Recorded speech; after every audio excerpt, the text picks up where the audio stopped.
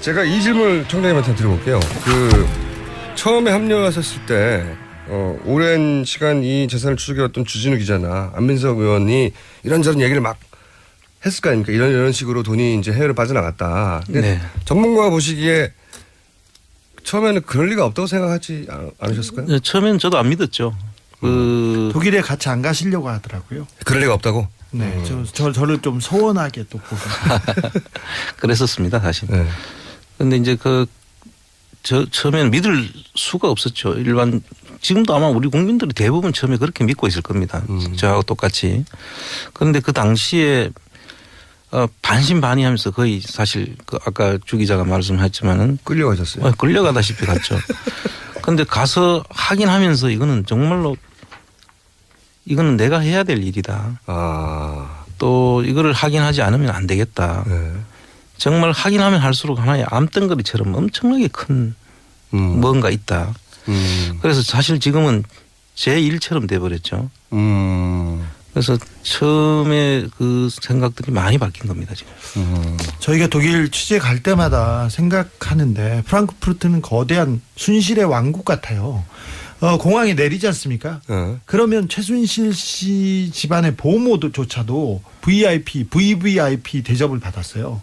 그 항공사와 영사관과 모든 데서 도움을 받았고요. 그리고 은행, 그다음에 다른 한인 단체들, 종교 단체들이 최순실 가를 위해서 유기적으로 움직이는 게 지금도 보입니다. 근데 이제 그 얘기를 처음에 들으실 땐 설마 그럴까 싶었는데 가서 이제 본인으로 직접 확인하고 서류들을 보고 기타 확인을 해 가는 과정에서 맞구나 하고 이제 생각하셨군요. 그렇죠. 하나하나가 다 처음에는 반신반의했던 것이 직접 그 증인들을 통해서 증언을 듣고 또 서류를 보고 직접 현장도 가보고 네. 저희들이 지금 할 수 있는 건 지금 다른 방법은 없습니다. 서류를 우리가 수사권이 있거나 조사권이 있는 상태가 아니기 때문에 그분들 말을 듣고 이제 크로스 체크를 하고 이렇게 이제 현장도 직접 가서 보고 이랬는데 거기 페이퍼 컴퍼니 있다고 그러면 거기 가서 진짜 페이퍼 컴퍼니인지 아닌지 가늠해 보고 가보고 거기에 있는 사람들을 만나서 대화도 해보고 그걸 정말 발로 뛰고 만나고 현장에서 전부 다 지금 저희들이 확인을 하고 있죠. 그래서 그 상태를 보면 볼수록 처음에는 긴가민가 했던 이야기들이 희한하게 전부 다 하나씩 딱딱 맞아 떨어지는 겁니다. 그래서 이게 뭐지 하는 지금 정말 홀린 것처럼 그냥 단순하게 듣던 이야기인데 가서 그럴 일 없어 하다가 정말 그렇게까지 했을까 했는데 가서 들어보면 그게 다 현실로 나타나니까 충격이셨겠어요 처음에. 상당히 충격이었죠. 그리고 지금은 이제 이 거대한 암덩어리 내가 제거해야 되겠다 이렇게 생각하시는 거예요? 그렇습니다. 거대한 암덩어리. 자 그러면 이번에 독일에 간 그 성과는 뭡니까 주진우 기자? 이번에 갔을 때는 최순실 씨가 독일에 정착하는 처음에 초기에 어떻게 최순실 씨가 독일 사회에 들어가서 그 인연을 맺고 그다음에 어떤 기반으로 사업을 시작했는지 그런 부분을 확인했습니다. 80년대에 임정평 교수라고 법대 교수라고 합니다. 그 교수의 소개로 최순실 씨가 독일에 있는 교민 회장 그다음에 그리고 그 기둥 역할을 하는 그런 분들 2-3명하고 인연을 맺습니다. 그리고는 같이 어울려 다니면서 그 재산에 관련된 회사를 만들고 그다음에 일을 하기 시작합니다. 독일에 오랫동안 이제 기반하고 있던 교민들하고 이제 결합하는 과정이 초기에 있었던 거군요. 네. 처음에 최순실 씨는 그 3스타의 딸이라고 소개를 받았대요. 본인을. 네. 그래서 독일로 유학을 온다고 그래서 소개를 받았답니다. 교민들은. 네. 그런데 아무리 봐도 공부하기는 안 생겼고 와서 공부는 안 하고 주로 쇼핑하고 그리고 다른 일들을 보러 다녔답니다. 초반에는. 네. 유학생 아닌 특이한 일을 많이 벌였답니다. 그러다가 이제 이 본인의 재산을 독일로 옮기는 걸 도와주는 사람들하고 결합되기 시작한 거군요. 그렇습니다. 네. 그래서 그러면 이번에 가서는 초반에 그 일을 도와준 사람들의 증언을 들으신 거예요? 네. 그런 분들 서너 명을 만났습니다. 내가 이런 식으로 도와줬다. 네네. 같이 회사를 만들었고 같이 만들었고 그다음에 정윤회 최순실 씨와 어떻게 어울렸으며 어떤 한 분은 정윤회 최순실 씨의 결혼식에 참석했다는 분도 있었습니다. 굉장히 구체적인 증언을 들으셨네요. 그리고 정유라의 그를 처음에 임신하기 위해서 네. 노력했던 부분들과 또 사적인 관계까지 그리고 정유라가 최순실 씨하고 이제 같이 왔을 때 자기가 맡아서 케어했다는 이야기 뭐 그런 이야기들이 쭉 요번에 상당히 대단히 구체적으로 들을 수 있었습니다. 초반에 그러면 맺어진 인연으로 그 인연이 끝난 건가요? 아니면 지금도 이어지는 건가요? 지금도 이어지고 있고요. 네. 어떤 분은 대를 이어서 최순실 씨의 그 재산을 위해서 재산을 관리하거나 아니면 대를 이었다는 건 처음에 만났을 때는 아버지 때를 만났고 네. 지금은 그 아들이 그런 일을 한다는 건가요? 최근에 정유라 씨의 그 보호자 그리고 뭐 도피를 도와주고 있다고 지목된 데이비드 윤이라는 분이 있지 않습니까? 네. 그분의 아버지와 네. 아버지와 그 최순실 씨가 굉장히 가까운 사이였습니다. 초반에 네, 그분이 네. 박 대통령이 삼촌이라고 불렀다고 하고 그렇죠. 그렇습니다. 최순실 씨는 오빠라고 불렀었는데요. 네. 그분은 한국 그 파독 광부셨고 네. 제독 동포의 대부 같은 분이세요. 네. 그 성격도 호방하시고 그리고 인맥도 넓고 한국에 있는 정관계하고도 굉장히 넓은 인맥을 과시합니다. 그리고는 이분이 많이 베푸셔서 지금도 주변에 사람이 많이 따릅니다. 근데 그분을 만나서 초기에 최순실 씨를 도와줬던 그분을 만나서 그분을 통해서 직접 들으신 얘기예요? 네, 그렇습니다. 처음에 이런 식으로 정착을 했다. 네. 그리고 이런 식으로 재산을 부동산으로 바꿨다. 초반의 방식이 거기서 나온 거네요, 그러면? 부동산으로 돈을 어떻게 은닉했다 이런 얘기는 안 하셨고요. 처음에는 때리려고 그랬어요, 저희를. 근데 그 이후에 얘기를 하면서 사적인 최순실과의 관계, 그다음 그 이후에 이어져 왔던 이야기들을 계속 하시기 시작하셨습니다. 그러면 그 아들 때인 데이비드 유는 어떤 역할을 했는지 구체적으로 나옵니까? 이번에 그 편지도 나왔던데? 그 편지 부분은 제가 교도소나 구치소 쪽에 또 누나들을 많이 알고 있어서 네. 그런 거는 다른 쪽에서 어떻게 얻었는데 오늘 브리핑에서 잠깐 소개했는데 보면 편지에 이제 최순실 씨, 그러니까 박근혜 대통령이 당선되고 나서 우리가 이제 돈을 벌어보자 이런 얘기가 있어요, 보면. 네네. 같이. 예. 그 나오는 회사가 굉장히 중요한데 이번에 특검 조사에서도 그 회사를 최순실 씨와 관련된 최순실 씨의 회사로 보고 CNI 예. 네, 참여회사로 보고 조사를 했습니다. 그러니까 이 CNI라는 회사는 초기에 최순실 씨의 정착을 도와줬던 분의 네. 아들이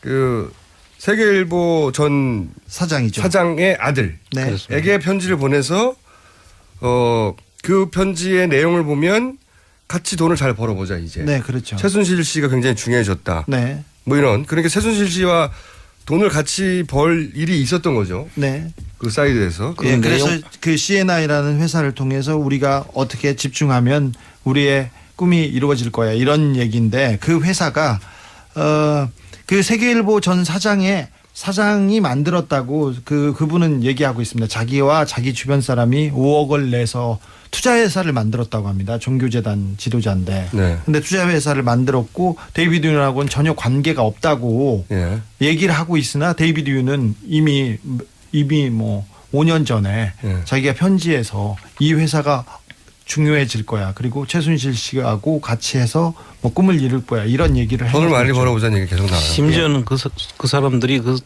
우리는 드림팀이야 이렇게 하고 있죠. 드림팀이야. 예.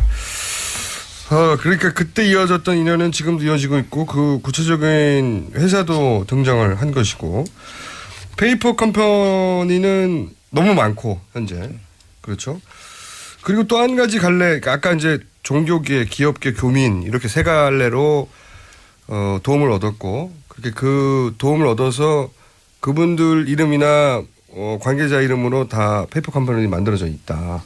그래서 이분들 이름만 따져가지고는 이게 페이퍼 컴퍼니인지 아닌지 최순실의 자산인지 아닌지 알 수가 없는데 히스토리로 거슬러 올라가 보면 그렇다는 거죠. 네. 네, 출발이. 또 한 가지 덩어리가 이게 있지 않습니까? 지금 얘기한 건 최순실 씨가 나중에 독일로 옮긴 자산에 관한 의혹들이라면 애초에 이제 스위스은행과 관련된 또 의혹들이 있지 않습니까? 이거는 박정희 전 대통령 생전에 그쪽에 계좌가 있지 않았을까 하는 미 의회 보고서도 있고 그걸 추적했던 우리나라 기자의 예. 그 메모들도 있는데 이 스위스은행 관련해서는 유경수 여사의 언니 유긴순 씨 장남 홍세표 씨가 또 연관이 있는 의혹이 있다면서 이게 내용이 어떻게 되는 겁니까? 그 홍세표 씨가 그 유경수 여사의 언니 유긴순 씨의 장남으로 돼 있는데요. 예. 이분이 74년에서 76년까지 그 외환은행 프랑크푸르트 지점장으로 네. 근무를 하면서 그 당시에 외환은행 스위스 사무실을 개설을 합니다. 예, 없다가. 예. 그래서 이 시점이 이제 좀 눈여겨볼 만한 대목인데요. 예. 그 74년과 76년은 그 당시에 그 이우락 비서실장이 예. 그 박정희 대통령 눈에 벗어나 가지고 예, 미국으로 갔죠. 한때 외국으로 네네. 그때 지금 그 내용으로 보면 바하마로 도망을 간 걸로 되어 있습니다. 그런데 그 바하마에 있을 때 그 당시에 이 시기하고 지금 일치를 하는 겁니다. 아하. 그때 이제 그 이우락 씨 일가 사위와 아들이 관리하던 스위스 계좌를 예. 그 책 내용에 보면 박근혜 대통령으로 이름을 바꾸는 그런 이야기가 나옵니다. 원래 이우락 씨가 관리했었는데 사실 관계가 틀어져 가지고 해외로 뜨니까 이제 관리자를 바꿔야 되는 상황이 됐던 것으로 추정이 된다. 예, 그래서 이 시기도 상당히 그 지금 그 중요한 시기적으로 일치하는 게 있습니다. 그리고 이분이 근무를 하다가 나중에 그 스위스 사무실이 98년도에 2000년도에 그 사무실을 닫습니다. 근데 그 사무실을 닫기 전에 하나 헝가리 은행이 또 만들어집니다. 그래서 지금 그런 부분들은 앞으로 이제 계속 제보도 있고 저희들이 좀 더 추적을 해야 될 부분이라고. 박정희 전 대통령의 비자금이 스위스에 있는 것이라고 저희가 주장하는 게 아니라 이미 미 의회 보고서에 그때 나왔습니다. 그렇습니다. 예. 벌써 40년 전에 나왔는데 그 이후로 그 자금에 대한 추적이 있었던 적이 없죠. 그렇습니다. 없는데 지금 이제 최순실 자금을 찾다가 여러 가지 찾다 보니 그 관련 흔적들이 나오기 시작하는 거죠. 그렇습니다. 예, 조금씩 나오기 시작한 겁니다. 이거는 박정희 대통령 생전에 그쪽으로 넘어간 금액이 아닐까 하는 것이고 그렇습니다. 최순실 자금은 그 사후에 만들어진 뭉칫돈이 최순실로 넘어가서 해외까지 갔다. 큰 갈래가 두 개가 있는 것이죠. 예, 그렇죠? 그렇습니다. 예. 그리고 또 중요하게 앞으로 봐야 될 인물이 또 누가 있습니까? 그 양혜경 전 삼성 유럽 본부장 얘기도 자꾸 등장하던데요. 이분이 소위 기업 카테고리에 관련된 분입니까? 네, 일단은 저희들은 그렇게 보고 있습니다. 지금 아직까지 그분을 저희들이 몇 번 만나려고 시도도 했고 연락도 하고 그렇게 했는데도 불구하고 계속 미루고 저희들이 집을 일단 찾아갔었을 때는 그 집이 비어져 있었습니다. 아, 예. 그래서 이분은 계속 저희들을 지금 피하고 있다고 보여지는데요. 그분들을 이제 그분을 만나 봐야 되겠다고 한 게 이런 데 이유가 있는 거거든요. 근데 이분이 관여했다고 추정하는 뭐 배경이 있을 거 아닙니까? 근데 일단 삼성이 독일에서 정유라 최순실 씨의 딜을 다 봐줬고요. 그리고 양혜경 씨의 인맥들이 주요 자리로 다 포진합니다. 미얀마 대사로 간 그 분도 양혜경 씨의 부하였고요. 그다음에 포스코 권어준 회장 이번에 다시 이 탄핵 와중에도 재신임이 돼가지고 그 임기를 이어간다는데 이분도 그 양혜경 사장과 막역한 그 제독 그 경제인의 소속 사람들입니다. 다 연결되네요. 네. 그리고 하나은행의 이상화 지점장 있지 않습니까? 계속 문제가 되는. 네. 대통령이 그렇게 승진을 시키라고 몇 단계를 그냥 뛰어서 승진을 시키라고 했던 사람도 그 양혜경의 학교 후배고 그 단체에서 그 막내 일을 하던 사람들입니다. 그래서 양혜경 사람들이 주로 최순실가에서 그리고 박근혜 정권에서 중요 자리에 포진합니다. 중요하게 프랑크푸르트만 들렸다가 그리고 양혜경 주변만 들렸다가 가면 한국에서 좋은 자리를 받고 있습니다 지금. 지금 그 한독 경제인회는 이분이 만드셨고요. 아예 양혜경 씨가 만드셨고 또 여기서 이 미얀마 대사도 배출됐고 뭐 많이 배출됐죠. 그렇습니다. 지금 뭐 지금 코이카 이사장도 배출됐고 여기에 언급 안 된 한 열 몇 분이 지금 주요 보직에 가 있더라고요. 그러니까 찾아보시니까 그래서 이분들이 그냥 된 것이 아니다 그런 생각이 들고 또 고대 교우회장을 지내신 분이 그 홍세표 씨 앞에서 말하는 예 유럽 예. 스위스 사무실을 개소했던 분. 했던 분 그분의 그 고대 교우회장을 하실 때 양혜경 씨가 또 고대 교우회의 간사를 맡으셨어요.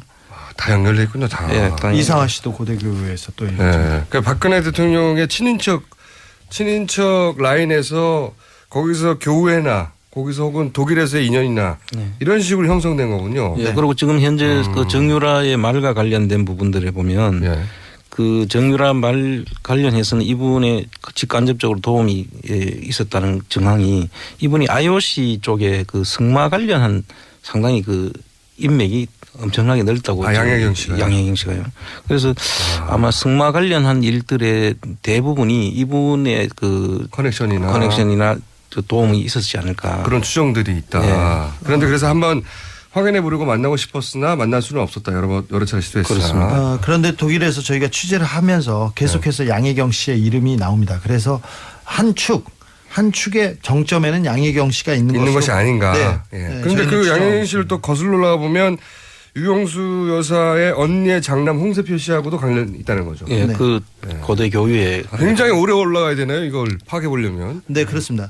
이상화 씨는 그 하나 더 짚고 이상화 씨는 참고로 이름이 너무 많이 등장하니까 잠깐 정리하면 정유라 씨가 그 독일로 갈 때 정착할 때 그 현지 그때는 외환은행이었죠. 외환은행에서 그 무역회사나 받는 신용장을 받아가지고 대출을 하게 해준 분입니다. 그렇습니다. 그리고 국내에 돌아와서는 3번에 걸친 대통령을 통한 인사청탁을 통해서 결국은 그 글로벌 본부장이 된 분, 계속 등장하는 분이죠. 예, 이상화 씨는 최순실 씨와 함께 미얀마 있지 않습니까? 미얀마 프로젝트 때 함께 갔던 사람입니다. 고영태도 같이 갔었는데. 하나은행하고 이상화 씨가 무슨 상관이죠?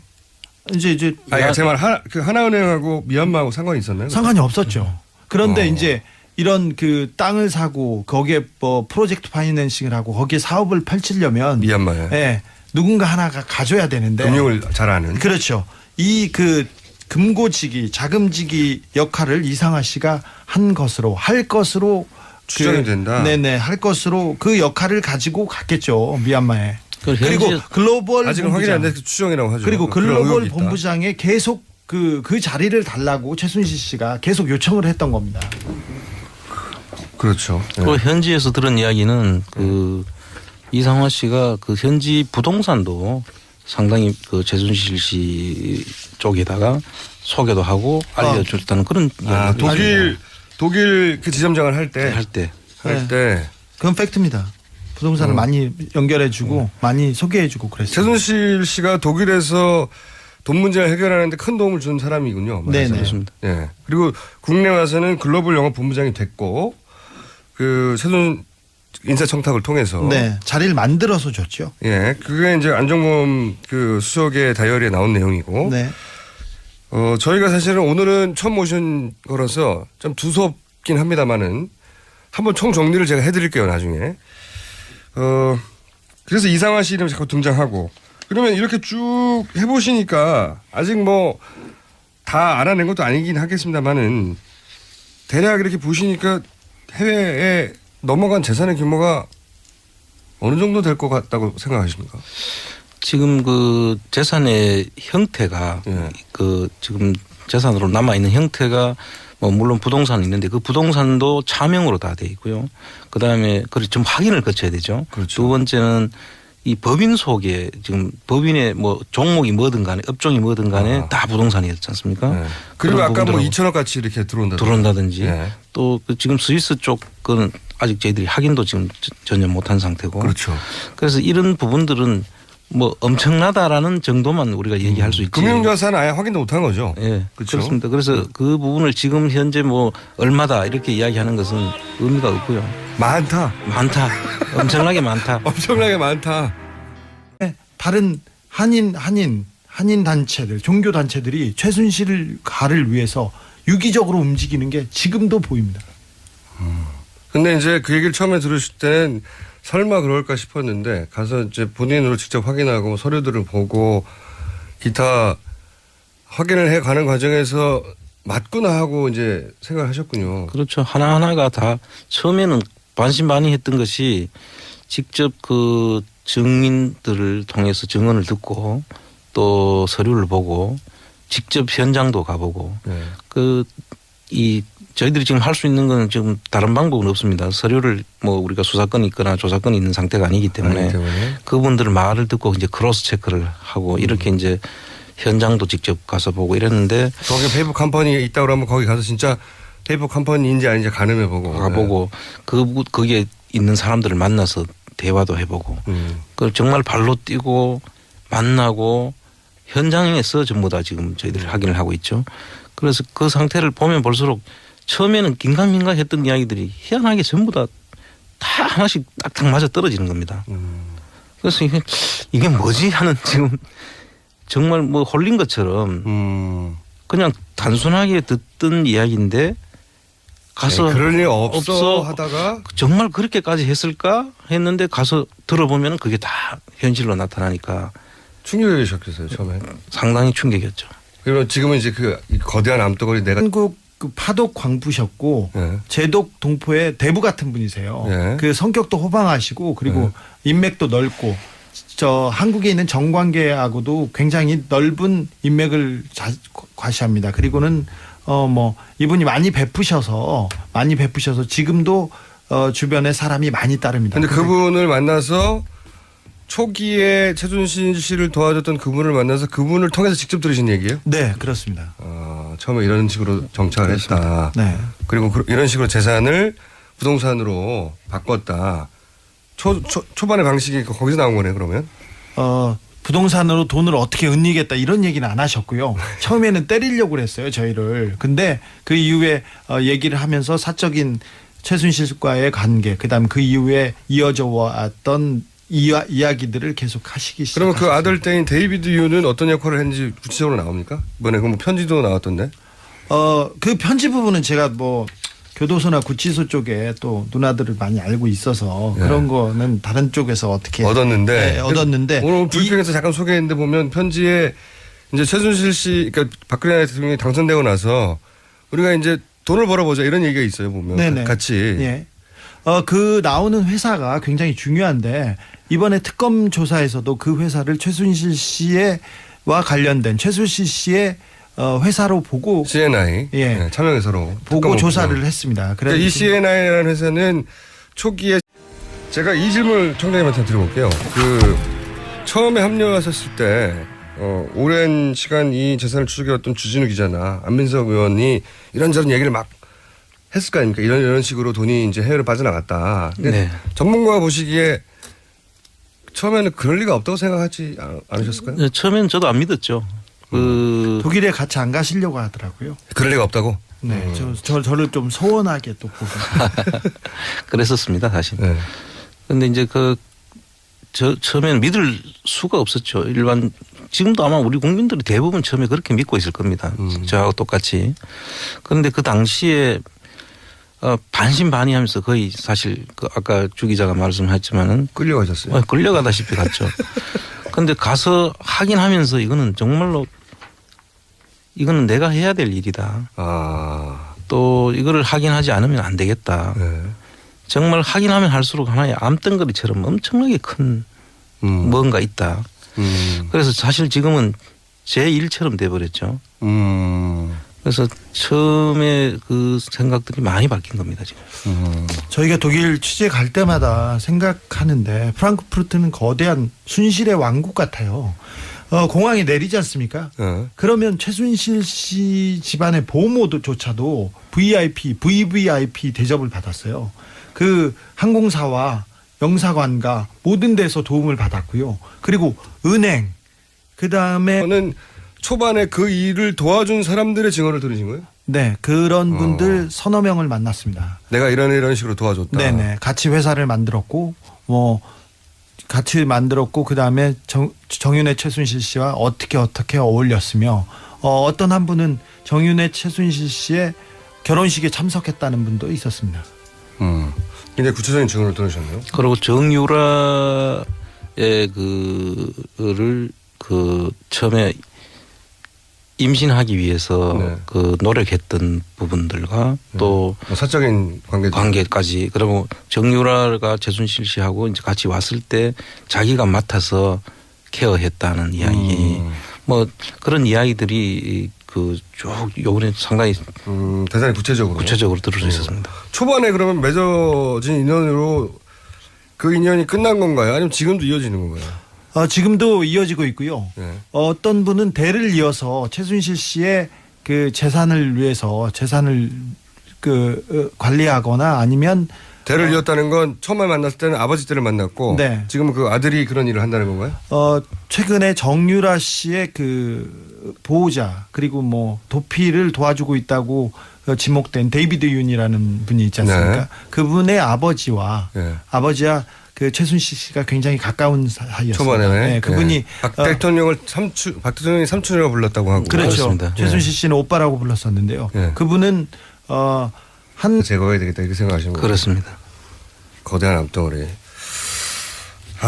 자 그러면 이번에 독일에 간 그 성과는 뭡니까 주진우 기자?